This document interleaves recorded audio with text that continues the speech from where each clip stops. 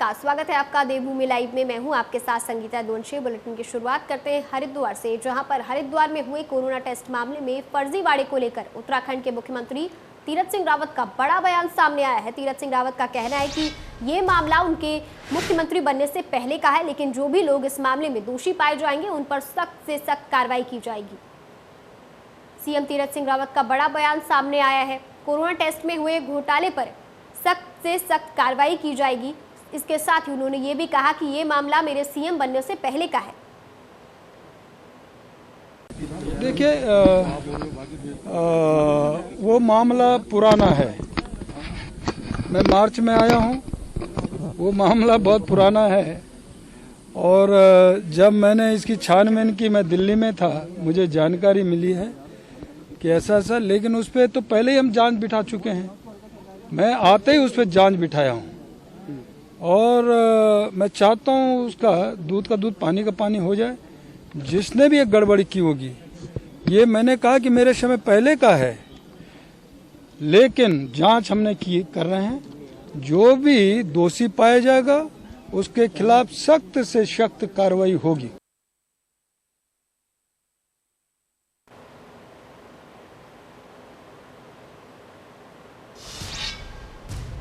तो वहीं हरिद्वार में कुंभ मेले के दौरान हुए कोविड टेस्ट घोटाले पर स्वास्थ्य विभाग की ओर से एफआईआर दर्ज कराई गई है। सीएमओ हरिद्वार ने नगर कोतवाली में 2 निजी टेस्टिंग लैब, लालचंदानी लैब्स और नालवा लैब के साथ मैक्स कॉर्पोरेट सोसाइटी के खिलाफ शिकायत देते हुए मुकदमा दर्ज कराया है। हरिद्वार के एसएसपी सेंथियल अबुदाई कृष्णराज एस का कहना है कि नगर कोतवाली में तहरीर प्राप्त हुई है। मुकदमा दर्ज कर आगे की कार्रवाई की जा रही है।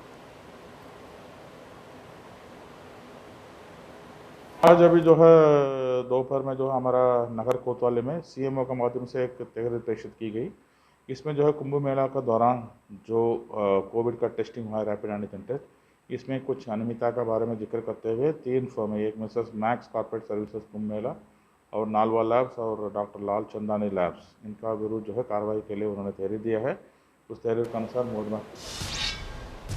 तो वहीं उत्तराखंड मौसम विज्ञान केंद्र ने अगले 3 से 4 दिनों प्रदेश के कुमाऊं रीजन और गढ़वाल रीजन के लिए मौसम का पुनर्नुमान लगाते हुए मौसम वैज्ञानिक रोहित थपरियाल के मुताबिक कुमाऊं और गढ़वाल के ज्यादातर इलाकों में हल्की से मध्यम बारिश की संभावना है। कुमाऊं रीजन के पिथौरागढ़, बागेश्वर, नैनीताल, चंपावत जिले में कहीं कहीं भारी बारिश की संभावना भी है। 18 जून से कुमाऊं रीजन में बारिश की ज्यादा संभावना बढ़ेगी। पिथौरागढ़ और नैनीताल में भारी से बहुत भारी बारिश की संभावना दी गई है। मौसम वैज्ञानिक रोहित थपरियाल ने बताया कि 20 जून से उत्तराखंड में बारिश के हल्के से कम होने की संभावना है, लेकिन वही तापमान ज्यादातर जगहों पर सामान्य से 2 डिग्री ज्यादा रहेगा।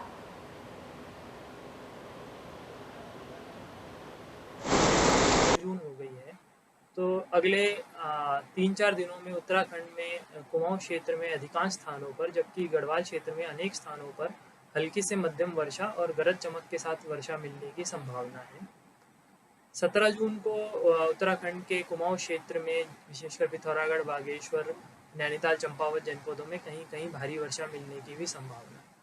18 तारीख को वर्षण जो है विशेषकर कुमाऊं क्षेत्र में थोड़ा बढ़ सकता है और कुमाऊं क्षेत्र के जनपदों में कहीं कहीं भारी वर्षा मिलने की संभावना है, जबकि पिथौरागढ़, नैनीताल, चंपावत जनपदों में कहीं कहीं भारी से लेकर के बहुत भारी वर्षा मिलने की भी संभावना है। उसके बाद जो है 20 तारीख की बात करें तो 20 तारीख के बाद से जो है उत्तराखंड में वर्षण में कुछ कमी मिलने की संभावना है। जून हो गई है, तो अगले तो वहीं सुप्रीम कोर्ट में कक्षा 12वीं परीक्षा रद्द करने की मांग वाली याचिका पर सुनवाई हुई। सीबीएसई की तरफ से अटॉर्नी जनरल के वेणुगोपाल ने बताया कि कक्षा 12वीं का परिणाम कक्षा 10वीं और 11वीं के 5 विषयों में से सबसे ज्यादा अंक पाने वाले 3 विषयों के अंकों के आधार पर तैयार किया जाएगा। इसके साथ ही इसमें कक्षा 12वीं के यूनिट टर्म्स और प्रैक्टिकल परीक्षाओं में प्राप्त अंकों को भी आधार बनाया जाएगा। केंद्र ने सुप्रीम कोर्ट को यह भी बताया कि सीबीएसई द्वारा 31 जुलाई तक कक्षा 12वीं का परिणाम घोषित कर दिया जाएगा। वहीं सुप्रीम कोर्ट ने कहा कि परिणाम घोषित होने के बाद विद्यार्थियों द्वारा प्राप्त अंकों के बारे में शिकायत को दूर करने के लिए एक तंत्र होना चाहिए। इस पर अटॉर्नी जनरल ने कहा कि वो अधिकारियों से सलाह लेंगे।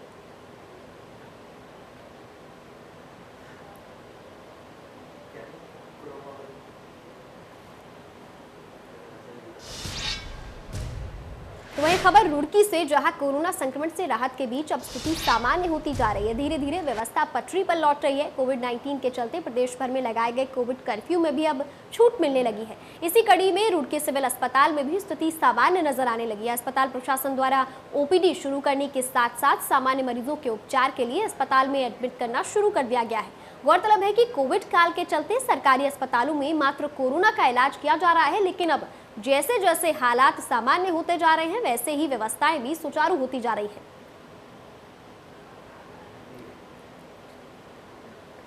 अभी हमारे पास बीच में 2 या 3 दिन कोई पेशेंट नहीं था। इसके बाद 2 या 3 पेशेंट रोज आ रहे हैं, जा रहे हैं। अभी फिलहाल 2 पेशेंट हमारे यहाँ भर्ती हैं और हमने अपना रूटीन सर्विसेज शुरू कर दी हैं। पिछले हफ्ते 10 दिन से हमारा ओपीडी शुरू हो गई है। पिछले 4 दिन से हम लोगों ने नॉर्मल डिलीवरी जो और नॉन कोविड पेशेंट्स हैं उनकी चालू कर दी है। और हमारा कल से वार्ड भी ऊपर का हम लोगों ने चालू कर दिया है जनरल पेशेंट्स के लिए। नीचे हमारा कोविड के पेशेंट्स रहेंगे अगर कोई आता है तो, और ऊपर के फ्लोर पे हमारा जनरल पेशेंट। तो वहीं नगर निगम के काशीपुर कुंडेश्वरी में 10.5 एकड़ जमीन पर टाचिंग ग्राउंड बनाने वाले पर आम आदमी पार्टी के प्रदेश उपाध्यक्ष दीपक बाली के द्वारा निगम महापौर पर 50 करोड़ रुपए के घोटाले का आरोप है। नगर निगम कार्यालय में बुलाई गई पत्रकार वार्ता के दौरान मेयर ने जमकर हमला बोला। उसने ऊपर लगाए गए आरोप पर उन्होंने कहा कि मेरे 17 साल राजनीतिक करियर में ऐसा समय कभी नहीं देखा जो किसी ने सियासत को इतना दागदार किया हो, जो इतना आम आदमी पार्टी के दीपक बाली ने किया है। उन्होंने टंच ग्राउंड के मुद्दे पर बोलते हुए कहा कि अगर वो सच्चे हैं तो घोटाले को साबित करके दिखाएं। बेबुनियाद और ओछी राजनीति से सत्ता पर काबिज नहीं हुआ जाता।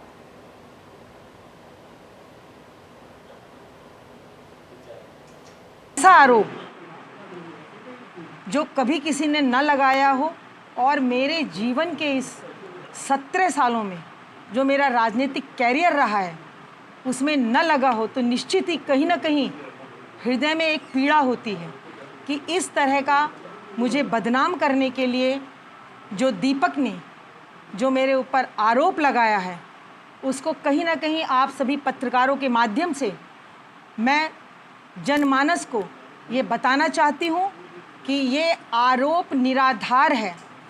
और मैं इस जनता की बहुत आभारी हूँ जिन्होंने विश्वास पूर्वक मुझे इस राजनीति के 12 साल मुझे दे चुके हैं, 12.5 साल हो चुके हैं और 2.5 साल मेरा अभी इस कार्यकाल का बाकी है। यदि मुझ में कुछ कमी थी तो जनता एक बार चुनने के बाद शायद मुझे दोबारा न चुनती और दोबारा चुनने के बाद मुझे तीसरी बार न चुनती। तो कहीं ना कहीं मैं ये अपना सौभाग्य समझती हूँ कि खाली एक हृदय में या मात्र कुछ मनों में मेरे प्रति देश भाव रखने से इस जनता का हृदय परिवर्तन नहीं होगा। ये आरोप लगा है, इसीलिए आज मुझे आवश्यकता हुई आप सबको यहाँ पर आमंत्रित कर सबको बताने की आवश्यकता हुई। ऐसा कुछ नहीं है। टैंचिंग ग्राउंड वहाँ पर लेना, वहाँ पर बनाना हमारा ऐसा कोई इरादा नहीं था। हमारे पास अपना स्वयं का।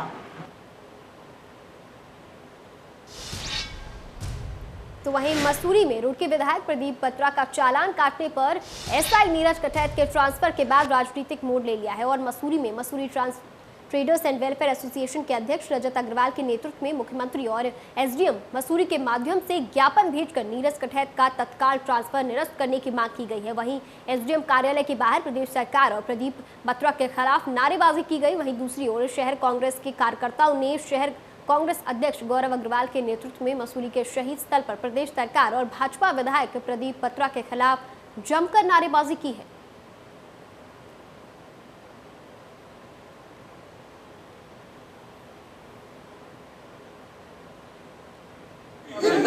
जी को तलब या करने के बदले इस भारतीय जनता पार्टी की सरकार ने एक ईमानदार अफसर का तबादला कर दिया। आपको मैं याद दिलाना चाहूँगा, बहुत साल पहले इंदिरा गांधी जी हमारी प्रधान या मंत्री हुआ करती थी, उनका किरण बेदी जी ने चालान करा। उन्होंने वहाँ पर चालान भरा और किरण बेदी जी को घर पे चाय पर यह बुलाकर उनकी ईमानदारी की तारीफ करके उन्हें शाबाशी दी। जनता पार्टी हर एक संस्था को अपनी मुट्ठी में लेना चाहती है।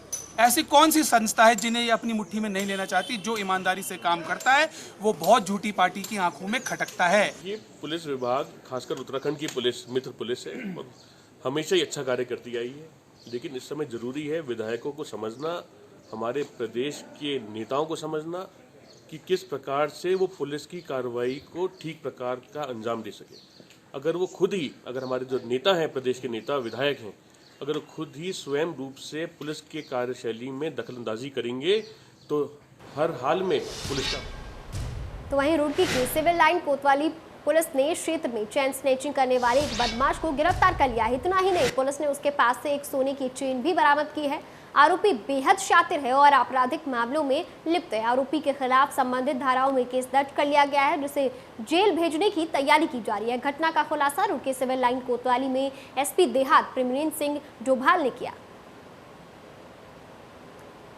पुलिस के हाथों बड़ी कामयाबी हाथ लगी है। जहां पर आरोपी के खिलाफ कई केस दर्ज हैं, उसे अब पुलिस ने गिरफ्तार कर लिया है। 5 को जादूगर रोड के सिविल लाइन एरिया में एक महिला के साथ चेन स्नैचिंग की घटना हुई थी। क्योंकि ये वीडियो सोशल मीडिया पर भी काफ़ी चला था। इसमें एक व्यक्ति के द्वारा एक मॉर्निंग वॉक में निकली हुई एक महिला के साथ चेन स्नैचिंग की घटना दिखाई गई थी। क्योंकि मामला पूरी तरह अज्ञात में था, इसमें सीओ रुड़की और इंस्पेक्टर रुड़की इनकी टीम के द्वारा लगातार प्रयास किए जा रहे थे और मैनुअली ये घटना को इनके द्वारा कल 16 तारीख को जो मेन मुलजिम था उसकी अरेस्टिंग की गई है। मुंतज़िर नाम का व्यक्ति, जिसमें पूर्व में भी 6 मुकदमे हैं, टोटल 6 मुकदमे इसके ऊपर अभी तक हैं, जिसमें लूट और हत्या के भी मुकदमे हैं। इसके द्वारा यह घटना को किया गया था और उसके द्वारा इसको घटना को स्वीकार भी किया गया और उससे जो लूटी। तो वहीं बाबा रामदेव की मुश्किलें बढ़ती नजर आ रही हैं। आईएमए ने रामदेव के खिलाफ एफआईआर दर्ज करा दी है। आईएमए ने उत्तराखंड में ये एफआईआर दर्ज कराई है। आईएमए के सदस्य देश में प्रदर्शन करने जा रहे हैं काली पट्टी बांधकर। बाबा रामदेव की मुश्किलें बढ़ती नजर आ रही हैं। ऐसे में कल देश भर में आईएमए प्रदर्शन करेगा। तो वहीं आगामी विधानसभा चुनाव के मद्देनजर 27, 28 और 29 जून को बीजेपी की एक चिंतन बैठक अल्मोड़ा में हो सकती है। इस बैठक में बीजेपी प्रदेश कोर कमेटी के सभी नेता शामिल होंगे। बैठक में मुख्यमंत्री समेत सभी सांसद, अन्य कैबिनेट मंत्री भी शामिल होंगे। बीजेपी के प्रदेश महामंत्री सुरेश भट्ट के मुताबिक ये बैठक मार्च में आयोजित की जानी थी, लेकिन कोविड कारणों के चलते बैठक जून के अंतिम सप्ताह में करने का फैसला लिया गया है। वर्तमान में पार्टी के हालातों पर चर्चा और विधानसभा चुनाव की रणनीति को देखते हुए सरकार और संगठन के बीच तालमेल को लेकर इस बैठक में चर्चा हो सकती है।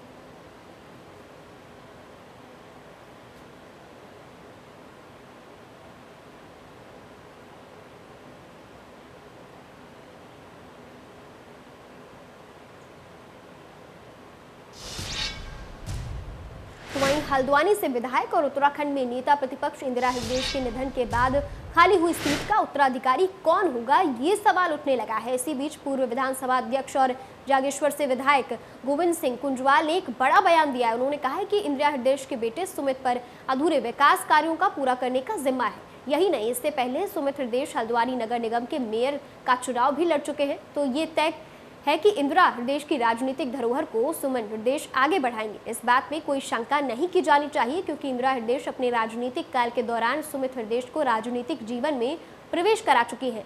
वही नेता प्रतिपक्ष कौन होगा, इस पर कुंजवाल ने कहा कि जुलाई में संभवतः विधानसभा सत्र होगा, उससे पहले नेता प्रतिपक्ष चुन लिया जाएगा।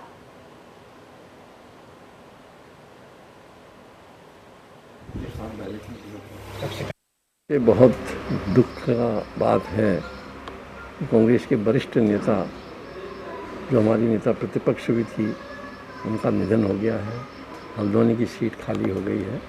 मैं समझता हूँ हल्द्वानी की सीट पर कौन आगे आएगा ये शंका की बात नहीं है, क्योंकि इंदिरा हृदयेश जी अपने रहते रहते अपने सुपुत्र सुमित हृदयेश को राजनीति में प्रवेश करा चुकी है।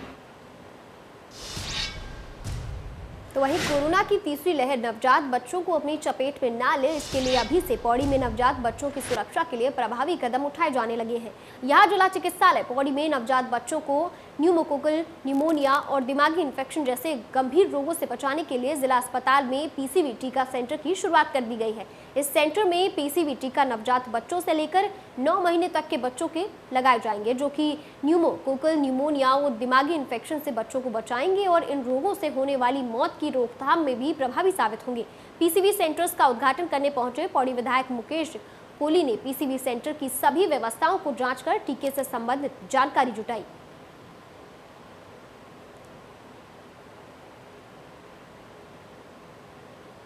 नमूनिया का जो टीकाकरण का है पीवीसी, आज उसका हम लोगों ने यहाँ जिला अस्पताल पौड़ी में शुभारंभ किया है। और जैसे कि सीएमओ साहब द्वारा बताया गया है कि 1.5 महीने में, 3.5 महीने में और 9 महीने में ये टीका बच्चों पर लगेगा। और जो हमारा बच्चों का टीकाकरण होता है उसी में अब ये टीका भी शामिल हो गया है। और इससे जो बच्चों को दिमागी बुखार आता था, बच्चों में निमोनिया की शिकायत होती थी और बुखार और निमोनिया की शिकायत के कारण बच्चों की जो मृत्यु होती थी, इस टीके के लगने से अब इसमें बहुत हद तक और काफ़ी हद तक इसमें रोकथाम होगी। तो वहीं बद्रीनाथ हाईवे पर श्रीनगर से धारी देवी के बीच बुधवार शाम 6 बजे से रात 9 बजे तक मलबा आने से मार्ग पूरी तरीके से बाधित हो गया। शाम 6 बजे मार्ग पर मलबा आने पर प्रशासन एनएच के द्वारा कोई कार्रवाई नहीं की गई, बल्कि इस पर रेलवे विभाग द्वारा चल रहे कार्यों में इस्तेमाल हो रहे जेसी पर्वत पॉपलैंड को मार्ग खोलने के लिए भेजा गया, जिस पर कड़ी मशक्कत के बाद रात 9 बजे मार्ग खुल सका। इस दौरान यात्री बहुत परेशान रहे। वहीं यात्रियों का कहना है कि बद्रीनाथ हाईवे पर लगातार लैंडस्लाइडिंग के कारण हमेशा मार्ग बाधित हो जाते हैं। इसके लिए प्रशासन और राष्ट्रीय राजमार्ग विभाग को हर समय जेसीबी मार्ग पर तैनात करनी चाहिए, जिससे कि मार्ग को जल्दी से जल्दी खोला जा सके। देर से हम लोग परेशान हैं और इधर पूरा पहाड़ गिर चुका है और जेसीबी अभी आई है, उसको साफ़ कर रही है, लेकिन वो काफ़ी लोग परेशान हैं। वैसे होना चाहिए अच्छी तरीके से व्यवस्था कोई ना कोई बनी रहनी चाहिए कि यहाँ पे परमानेंट कोई ना कोई जेसीबी वगैरह या कोई ना कोई जो काम चल रहा है एनएच का, उस हिसाब से यहाँ पे होना चाहिए। तो प्रशासन से हम यही अपील करेंगे कि भाई अपनी तरीके से अच्छी लोगों तक को कोई परेशानी ना हो, जिससे कि यहाँ पे काम अच्छे से चलता रहे। पहाड़ तो प्रगति है, ये अपना रंग दिखाती है, वो तो गिरना ही गिरना है, लेकिन अर्जेंट बिल्कुल जैसे कि परेशानियां हैं, लोगों को निकलना है, कोई किसी तरह से परेशान है, कोई कैसे कि कहीं जाना है, तो उसके लिए आपके पास यहाँ। तो वहीं 15 जून से मानसून सीजन की शुरुआत मानी जाती है। इस हर सीजन से पहले नगर निगम क्षेत्र में नालों की सफाई कराई जाती है, लेकिन हरिद्वार नगर निगम ने अभी तक नालों की सफाई पूरी तरीके से नहीं कराई है। कई क्षेत्रों में बारिश के दिनों में जल भराव की समस्या होती है। नगर निगम के द्वारा नालों की सफाई न कराया जाना बारिश के दिनों में जल भराव का कारण बन जाता है। नगर आयुक्त जय भारत सिंह का कहना है कि नालों की सफाई का काम युद्ध स्तर पर चल रहा है। इसके साथ ही 20 जून तक निगम क्षेत्र के सभी नालों की सफाई करा दी जाएगी, ये उनका कहना है। लेकिन जिस तरीके से लापरवाही देखने को मिल रही है, ये आने वाले समय में आम जन के लिए समस्याएं पैदा कर सकती है। आप देख रहे होंगे कि हमारे यहाँ छोटे बड़े लगभग 107 नाले हैं और हम उन सभी नालों की युद्ध स्तर पर सफाई करवा रहे हैं। और मैं स्वयं भी जाकर फील्ड में चेक करता हूं और हमारे जो सहायक नगर आयुक्त हैं उनको भी निर्देश दिए गए हैं कि वो भी किसी न किसी क्षेत्र में रोज जाएंगे। तो फिलहाल के लिए देवभूमि लाइव में इतना ही, लेकिन प्रदेश से जुड़ी तमाम बड़ी खबरों के लिए बने रहिए हमारे साथ। देखते रहिए इंडिया न्यूज़ उत्तर प्रदेश उत्तराखंड।